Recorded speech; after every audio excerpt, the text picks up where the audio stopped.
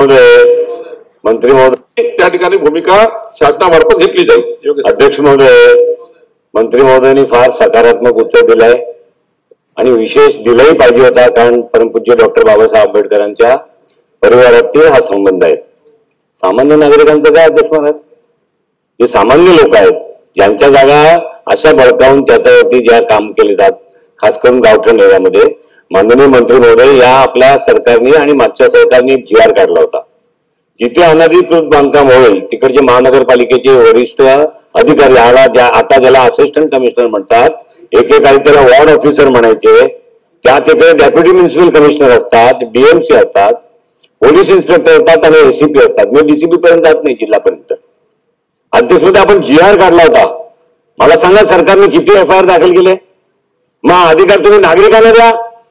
ज्या ठिकाणी अशा पद्धतीने सरकारी जागेवरती, मग फॉरेस्ट ऑफची जागा असेल तर तुम्ही रेंज फॉरेस्ट ऑफिसरला गृहीत धरा, डेप्युटी फॉरेस्ट ऑफिसरला गृहीत धरा, कांदळवनची जागा असेल तर कांदळवनच्या अधिकाऱ्यांना गृहीत धरा, सरकारची जागा असेल तर तलाठीला तहसीलदारला गृहीत धरा। म्हणजे यांचे मालक कोण आहे? यांचं कोणी वालीच नाही का अध्यक्ष महोदय सरकारी जागेचा?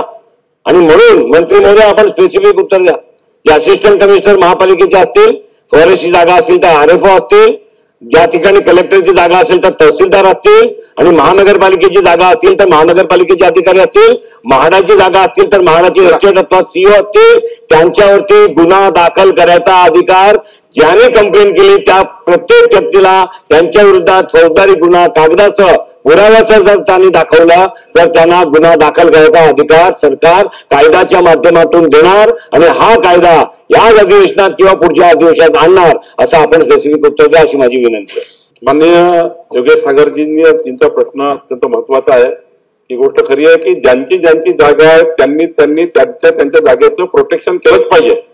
महसूलची असेल तर कलेक्टरची जबाबदारी आहे, सर्वांची ज्यांची मालकी आहे त्या विभागाची जबाबदारी त्यांची जागा सुरक्षित ठेवण्याची आहे। पण एक गोष्ट खरी आहे की मोठ्या प्रमाणात अतिक्रमण का होतात की आमचे लोक जोपर्यंत इन्व्हॉल्व्ह होत नाही तोपर्यंत असे अतिक्रमण होऊ शकत नाही।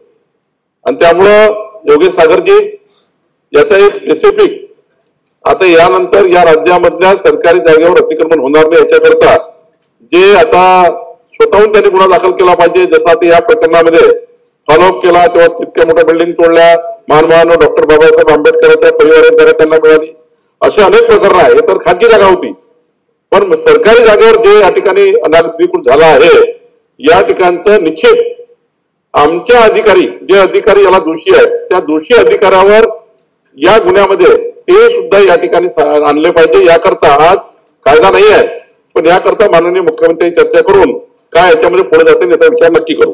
माननीय नितीन राऊत।